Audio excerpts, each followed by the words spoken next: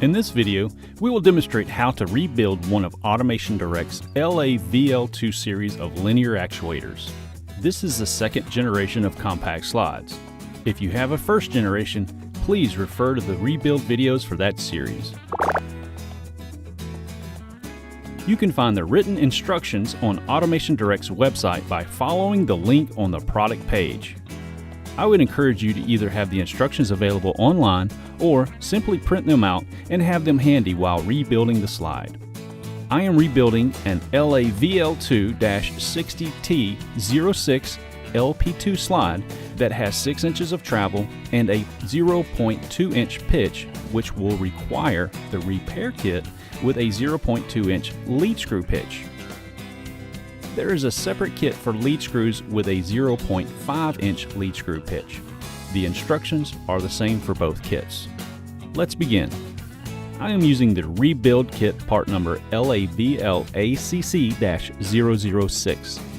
This kit comes with 3 bearings, 1 retaining ring, 4 slide liners, 1 lead screw nut and mount subassembly, and 1 lubrication pin applicator. You will need the following tools: 1.5mm, 2.5mm, and 3 32 inch Allen wrenches, internal retaining ring pliers, cleaning towels, and safety glasses. I also have a 12mm combination wrench, acetone for cleaning, and protective gloves.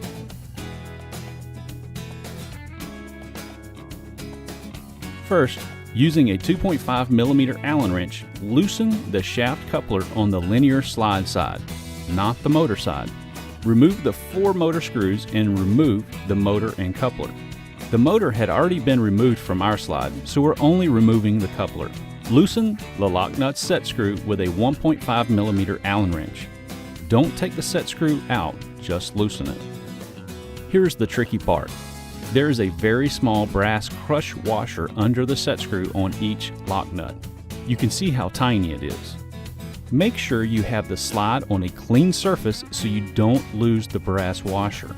I put white paper under the slide so I could see the brass washer. This brass washer keeps the set screw from damaging the slide screw.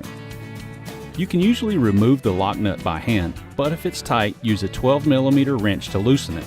You can hold the carriage to assist in loosening the nut unless the carriage lead screw nut is broken. Remove the square lock nut from the motor end of the lead screw. On the opposite end of the motor, use a 3 32 inch Allen wrench to remove the 2 idler mount screws. Remove the mount from the slide. This will allow the lead screw to be pushed out of the motor mount. Thread the lead screw out of the carriage and the lead screw nut. We can remove the 3 bearings from the slide, 2 on the motor side and 1 on the idler end. The bearing on the idler side will require retaining ring pliers to remove the retaining ring or C-clip. These bearings will be replaced with new bearings from the rebuild kit. Remove the 4 slide liners from the carriage. These will be replaced with new liners from the kit. Using a 3 32 inch Allen wrench, remove the 4 screws holding the lead screw nut and assembly to the carriage. The lead screw nut assembly will be replaced with a new one from the kit. We will need to reuse the 4 screws. Clean all surfaces of the lead screw, slide, and carriage. Spin the new lead screw nut and assembly onto the lead screw. The lead screw nut flange should be facing the motor end of the lead screw. Apply lubricant to the full length of the lead screw. There is a spring in the bottle you can use to help mix up the lubricant in case there was any settling. Twist the lead screw nut the full length of the lead screw to check for tightness. Clean any debris and then remove the lead screw nut. Install the 2 new flange bearings on the motor mount. Using the retaining ring pliers, install the new bearing in the idler end mount. Replace all 4 slide liners in the same position as the old liners were removed. There is a raised ring on the outside diameter of each liner and should fit into the mating groove on the carriage. Loosely assemble the lead screw nut assembly onto the carriage with the original mounting screws.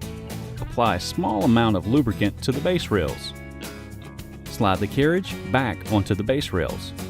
The lead screw nut should be facing the motor side of the slide. Slide the carriage back and forth on the slide rails. If there's too much resistance, loosen the preload screws slightly with a 3/32 inch Allen wrench. Tighten the preload screws until you feel a slight resistance, then tighten them about 1/4 turn more. The carriage should be able to be pushed with light effort, so loosen the screws lightly if the carriage requires noticeable effort to move. Slide the carriage back and forth again several times. Periodically, stop and slightly twist the carriage in all directions. This should help seat the new liners. If play in the carriage is detected again, tighten the preload screws slightly and retest. Position the carriage close to the drive-in and feed the lead screw into the drive-in first. Install the reassembled idler end mount onto the lead screw. The mounting bolts should be loosely installed. Make sure to reinstall the brass crush washer in the square lock nut. I use a little dab of grease to hold the washer to the end of the set screw and insert the set screw facing up so the brass washer does not fall out. Then install the square lock nut. Thread the lock nut back onto the drive end of the lead screw and hand tighten until the bearings have limited play. Tighten the set screw with a 1.5mm Allen wrench. Move the carriage to the center of the rails and loosely fasten the new lead screw nut to the carriage with the original lead screw nut mounting screws. Move the carriage to the motor end and tighten the two upper lead nut screws with a 3/32 inch Allen wrench. Move the carriage back a little and tighten the lower lead nut screws. Move the carriage to the idler end, then tighten the idler end mount screws with a 3/32 Allen wrench. Move the carriage back and forth from end to end to check for consistent movement. Apply lubricant to the drive screw and slide the carriage to distribute the lubricant along the entire length. If the carriage is positioned and tightened correctly, then it is time to reinstall the coupling and motor. If you have any questions about these linear slides, please contact Automation Direct's free award-winning technical support during regular business hours. They'll be happy to help. Thank you for watching.